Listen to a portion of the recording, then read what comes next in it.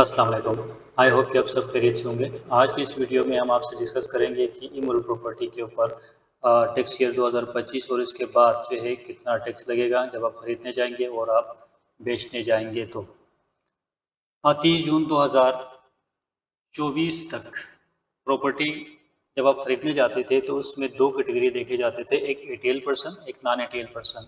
ATL person वो होता है जो जिसने टाइम पे रिटर्न फाइल किया और इसका नाम एटीएल लिस्ट में आ रहा है, एक्टिव टैक्स पेयर कहलाता है। अच्छा, नॉन एटीएल वो है जिसने रिटर्न फाइल नहीं की, नॉन फाइलर है, ठीक है। अच्छा, एक बंदा जो है वो टाइम गुजरने के बाद रिटर्न फाइल करते हैं और रिटर्न फाइल करने के बाद वो इंडिविजुअल की सूरत में हज़ार रुपये अगर चालान जमा करता है तो फिर वो एटीएल की लिस्ट में आ जाता था और एक्टिव टैक्स पेयर बन जाता था।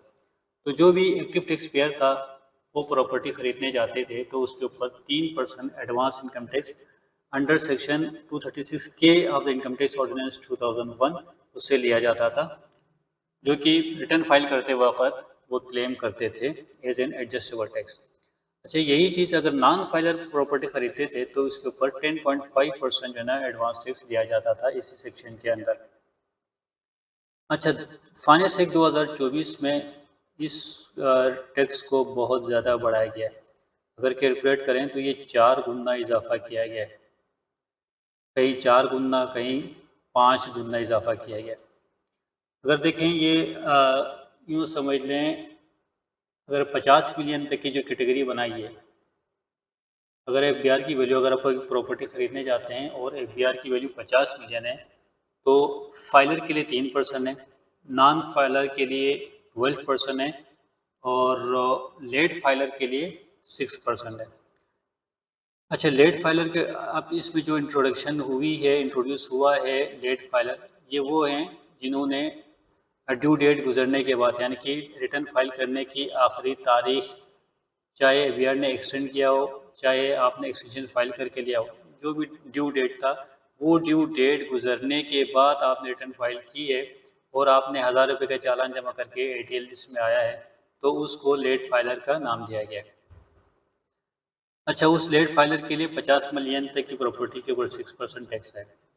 अच्छा, अगर प्रॉपर्टी की वैल्यू 50 मिलियन से ऊपर है और 100 मिलियन तक है, यानी कि 5 करोड़ से 10 करोड़ तक है, तो फाइलर के लिए 3.5% है, नॉन फाइलर के लिए 16% है और लेट फाइलर के लिए 7% है। और इसी तरह से 100 मिलियन से ऊपर की प्रॉपर्टी है, 100 मिलियन से ऊपर की प्रॉपर्टी है तो एटीएल पर्सन के लिए 4% है और नॉन एटीएल के लिए 20% है और लेट फाइलर के लिए 8% है। अगर हम इसको थोड़ा सा न्यूमेरिकल देखें कि कितना टैक्स बनता है, तो ये है कि 50 मिलियन तक यानी कि 5 करोड़ तक फाइलर के लिए कितना 15 लाख टैक्स बनता है और नॉन फाइलर के लिए 60 लाख बनता है और लेट फाइलर के लिए 30 लाख बनता है।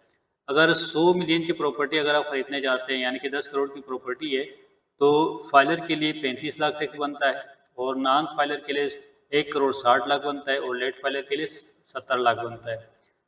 और 100 मिलियन से ऊपर यानी कि 10 करोड़ से ऊपर की प्रॉपर्टी है, मिसाल के तौर पर मैं ये ले लूँ 105 मिलियन है कि 10 करोड़ 50 लाख ले लें, तो एटीएल पर्सन जो है 42 लाख रुपए टैक्स देंगे और नॉन एटीएल यानी कि जो जिसने रिटर्न फाइल नहीं की है और एक्टिव टैक्स पेयर लिस्ट में नहीं है, उसके लिए 2 करोड़ 10 लाख टैक्स देना है और लेट फाइलर के लिए 84 लाख रुपए टैक्स देना है। तो इसका मतलब ये हुआ कि अब आप प्रॉपर्टी खरीदने की प्लानिंग कर रहे हैं, तो सिर्फ आपने प्रॉपर्टी की वैल्यू नहीं देखनी है कि भाई ये प्रॉपर्टी की वैल्यू कितनी होगी, उस हिसाब से पैसे जमा नहीं करने, या अगर आप बैंक से लोन ले रहे हैं तो प्रॉपर्टी की वैल्यूएशन जब आप करेंगे तो वैल्यूएशन के साथ साथ उसका टैक्स का भी आपने ध्यान में रखना है। सपोज अगर आप लोन लेने जा रहे हैं, 10 करोड़ का लोन ले लिया, तो आपको 2 करोड़ 10 लाख की एक और फटीक है अगर आप नॉन फाइलर हैं तो। अगर आप लेट फाइलर हैं तो 84 लाख की आपको एक टैक्स आपने जमा करना है। तो ये जो टैक्स को भी अपनी फाइनेंशियल प्लानिंग में जब आप प्रॉपर्टी खरीदने की प्लानिंग कर रहे हैं तो इस टैक्स को ज़रूर आप अपने ज़हन में रख के प्लानिंग करें। अभी इसमें स्टैम्प ड्यूटी वगैरह जो है शामिल नहीं है, अगर वो शामिल करेंगे तो ये टैक्स जो है ना और भी ज़्यादा बढ़ जाएगा। वो एक अलग वैल्यू है, क्योंकि मैं आपको बता रहा हूँ सिर्फ इनकम टैक्स के हवाले से, तो ये मैं आपको इनकम टैक्स के हवाले से वैल्यूएशन बता रहा हूँ। अच्छा, जब सेल करने जाते हैं तो सेल के ऊपर कितना टैक्स है? 30 जून 2024 की पोजीशन देखें तो उसमें इतना फ़र्क नहीं था कि एटीएल पर्सन के लिए 3% था, नॉन एटीएल पर्सन के लिए 6% था, यानी कि डबल था। अब इस साल जो है उसके लिए 2024-25 के लिए ये रेट जो है ना बिल्कुल परचेज़ की तरह इस पे भी चेंज किया गया है। 3 कैटेगरी बनाई है, ATL person, non ATL person और लेट फाइलर। तो जब वही 50 मिलियन 50 मिलियन 100 मिलियन और 100 मिलियन से ऊपर की कैटेगरी यहाँ पर भी बनाई गई है। 50 मिलियन तक वही 3% है, फिर नॉन एटीएल के लिए 10% है, लेट फाइलर के लिए 6% है। अच्छा, प्रॉपर्टी की वैल्यू अगर 100 मिलियन है, 100 मिलियन तक है, तो फाइलर के लिए 3.5% है, नॉन फाइलर के लिए 10% है और लेट फाइलर के लिए 7% है। और अगर प्रॉपर्टी की वैल्यू 100 मिलियन से ऊपर है, 10 करोड़ से ऊपर है, तो एटीएल पर्सन के लिए 4% है और नॉन एटीएल के लिए 10% है और लेट फाइलर के लिए 8% है। और इसको मैंने वैल्यूएशन भी कैलकुलेशन भी नीचे की हुई है, इसको भी आप देख सकते हैं। आई होप कि आपको ये वीडियो अच्छी लगी होगी। अगर आपको ये वीडियो पसंद आई है, अच्छी लगी है, तो ज़रूर इसको शेयर कर लीजिएगा ताकि दूसरों तक भी ये इन्फॉर्मेशन पहुँच जाए। Thank you. अल्लाह हाफ़िज़।